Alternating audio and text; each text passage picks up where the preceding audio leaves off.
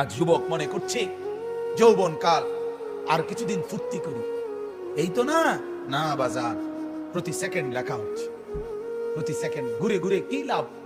দুনিয়া তো তেমন কোনো উপভোগ করতে পারে না বোকাগুলো। বোকা মানুষ।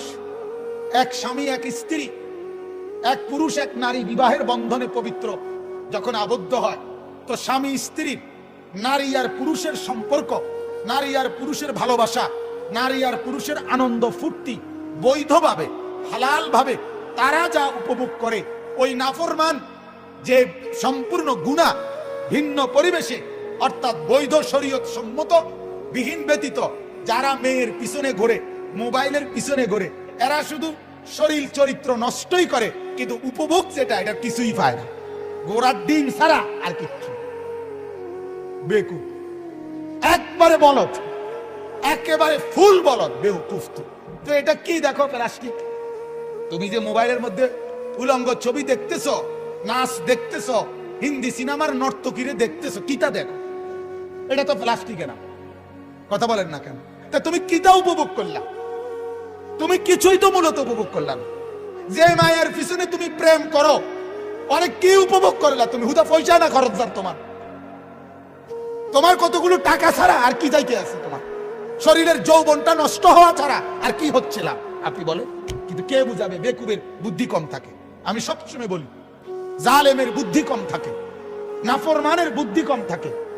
কথা মনে রাখবেন, এটা পাপীর কি থাকে? বুদ্ধি। পাপীর বুদ্ধি কম। আপনি যদি বলেন কই কাফের বেঈমানরা কত যন্ত্রপাতি বানাচ্ছে, হ্যাঁ, তাদের বুদ্ধি কম না? এগুলো কোনো বুদ্ধির কিছু না।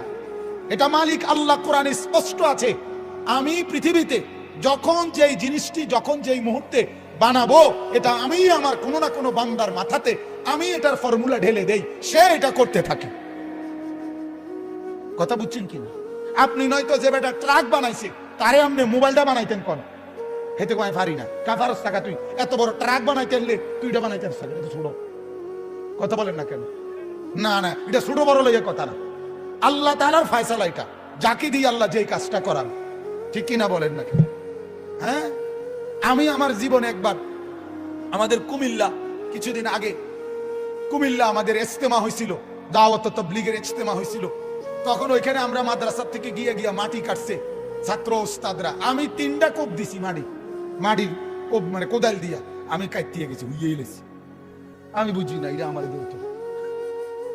কথা বুঝছেন কিনা? অথচ আরেক লোক দিনের পর দিন কি সুন্দরে 2 কুফে 3 কুফে এত বড় চাকা কি সুন্দর উঠায় ফেলে। ঠিক কিনা বলেন না কেন?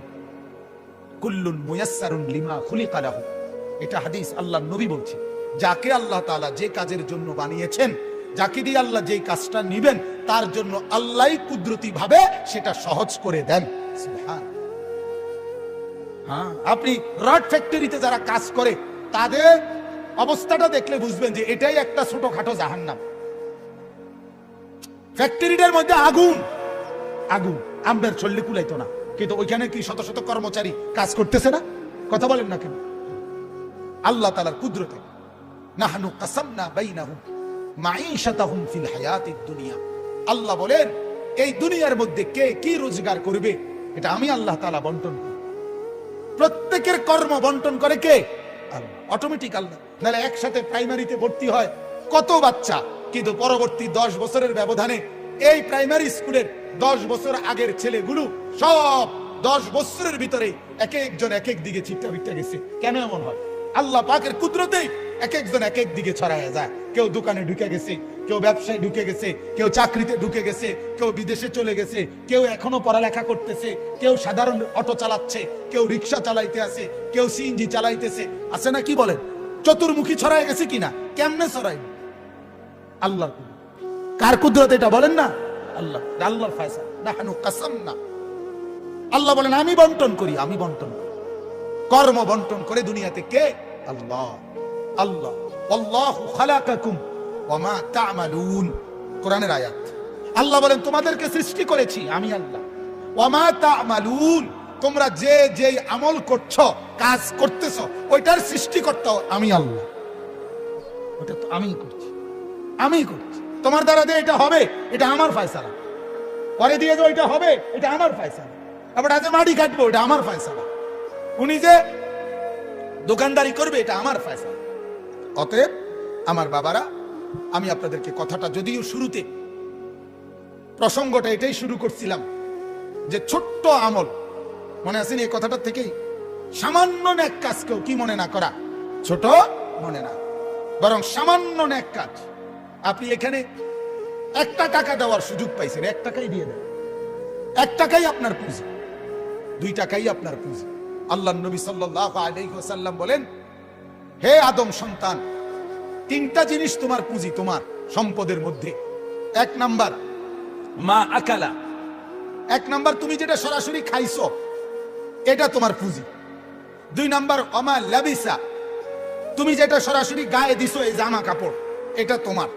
আরেকটা হলো ওয়ামা কাদ্দামা, যা তুমি নিজে আখিরাতের জন্য পাঠাইছো, এটাই তোমার পুঁজি।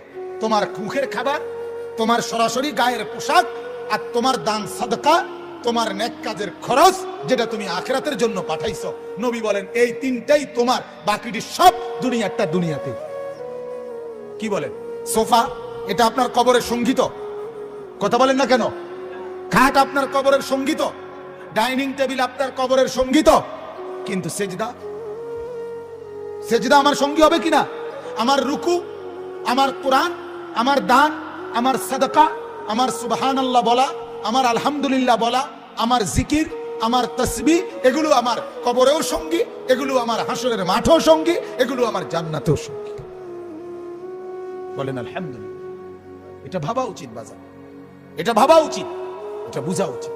আজ আমরা আমাদের সন্তানদেরকে এটা বুঝানো উচিত, আজ আমরা আমাদের বিবিদেরকে এটা বুঝানো উচিত। আত্ম উপলব্ধিটুকু যদি না থাকে, আহা, আমার এটা বেশি আফসোস। প্রতিদিন বলি বাজান, আমি, আমার কাছে এটা বড় মায়া লাগে।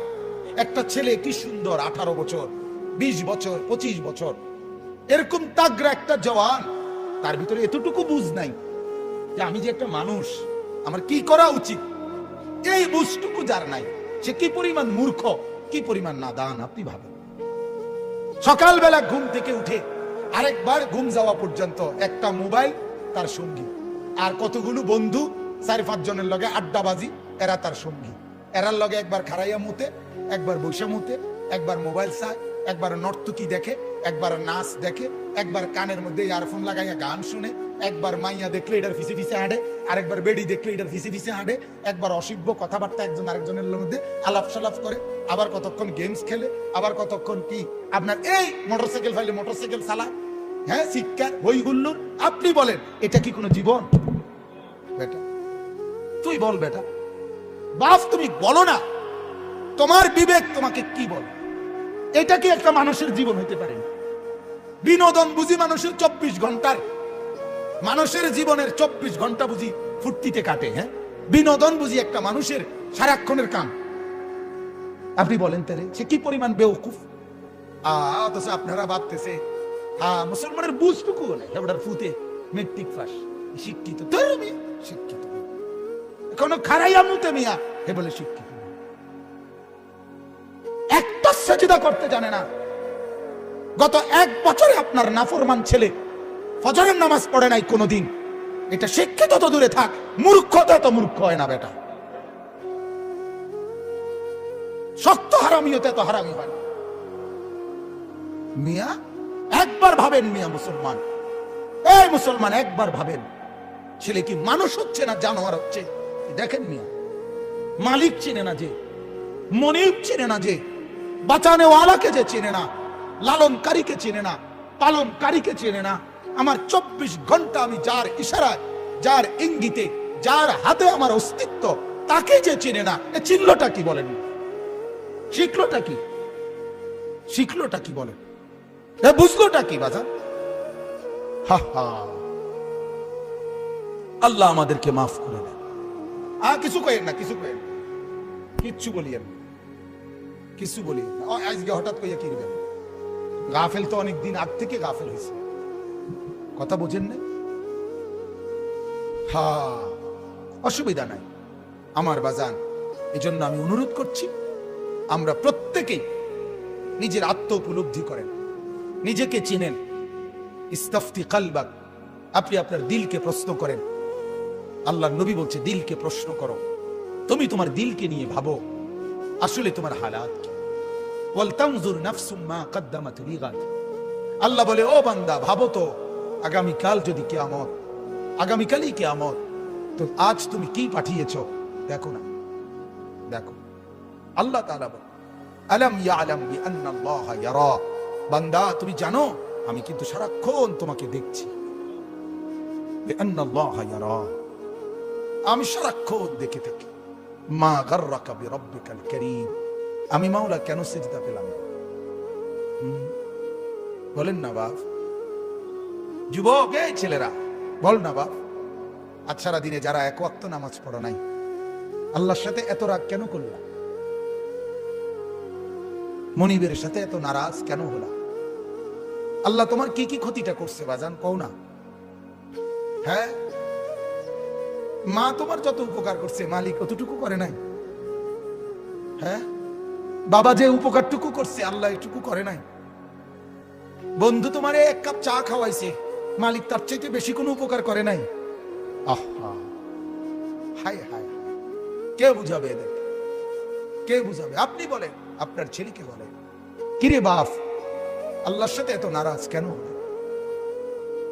কেন এত নারাজ হলে? কেন নারাজ হলে?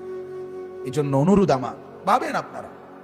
ইয়া আইয়ুহাল ইনসান মা গাররাকা বিরাব্বিকাল কারীম। আল্লাহ বলেন, হে মানুষ, আমার মতো দয়ালু মনিব, আমার মতো মেহেরবান মাওলা, আমার মতো দয়ালু মাওলা, আমার থেকে কে তোরে আড়াল করে দিল?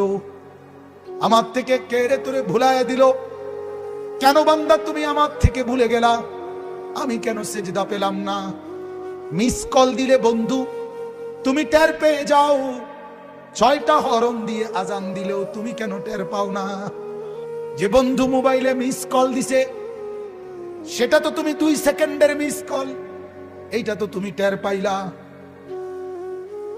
2 ঘন্টা পরে যদি মোবাইল খুলে দেখো যে বন্ধুর মিস কল উঠছে, তাইলেও তো ফিরাইয়া বলো যে আমার শুনি নাই, কেন বলছে বলো। মালিক বলে, সেই ফজর থেকে বান্দা আমি ডাকছি, এখন তো এশার নামাজ পর্যন্ত চলে গেল। আজকের সারা দিনে বান্দা 5 বার ডাকলাম, আমি কেন একবারও জবাব পেলাম না? গত 1 সপ্তাহে আমি মাওলা এতবার ডাকলাম, আমার সাথে কেন এত রাগ করলে বান্দা? কেন আমার এত কষ্ট দিলা? কেন? দুনিয়ার কোন বন্ধু যদি একটানা 2 দিন তোমারে ফোন দিয়ে না পায়, সেই বন্ধু বলবে তোর সাথে আর কোনো কথা নাই। তুই বেটা আমার ফোনটা পর্যন্ত ধরলি না, তুই আমার ফোনটা পর্যন্ত রিসিভ করলি না। এই মাত্র আমার সাথে মাওলানা ইয়াহিয়া আমার সাথে আসছে, তার আরেক বন্ধু ওই যে এখানে আসছে, কই সালাউদ্দিন, কই মাওলানা সালাউদ্দিন রে, মনে হয় মাগরিবের পরে, না না হাসান রে, ফোন দিছে 10-12 বার। আমি শুনতেছি, হে আমার পিছনে বসা। এরপরে যখন ওই ফিরাইছে, হে দেখলাম যে খুব রাগ, তোরে এতগুলো কল দিলাম, তুই ফোনটা ফিরাইলি না কেন, ধরলি না কেন? এই এখন আমার গাড়িতে নিচে দেখছি, মাত্র 10 মিনিটে 20 মিনিটে 10টা কল দিছে বন্ধু। সেই বন্ধুর প্রতি অভিমান করছে, কেন কলটা ফিরাইলি না, কেন ধরলি না? আমার মালিক যদি বলে শনিবার থেকে আজকের বৃহস্পতিবার পর্যন্ত এত বড় মাইক দিয়ে শুধু এক মসজিদে না, চতুর্দিক থেকে একসাথে আমি আমার আজানের আওয়াজ শুনাইছি, বান্দা কেন আমি একটা সেজদা পেলাম না? আরে বাপ, জানোস না বাপ কি পরিমাণ কষ্ট পাবি বাপ, জানোস না? নওজোয়ান, সুপ্ত জীবনে তেমন কিছু পাইলি না, কষ্ট কিন্তু পাবি অনেক। নারীর পিছনে পড়ে খুব বেশি কোনো সুখ কেউ পাও নাই, আমরা জানি, আমরা বুঝ আছে। মোবাইলে চাইয়া, নর্তকী চাইয়া খুব বেশি কোনো আনন্দের কিচ্ছু নাই, আমরা একটা বুঝ আছে, আমরা ওর আইডিয়া আছে, আমরা একেবারে চিড়া খাই না।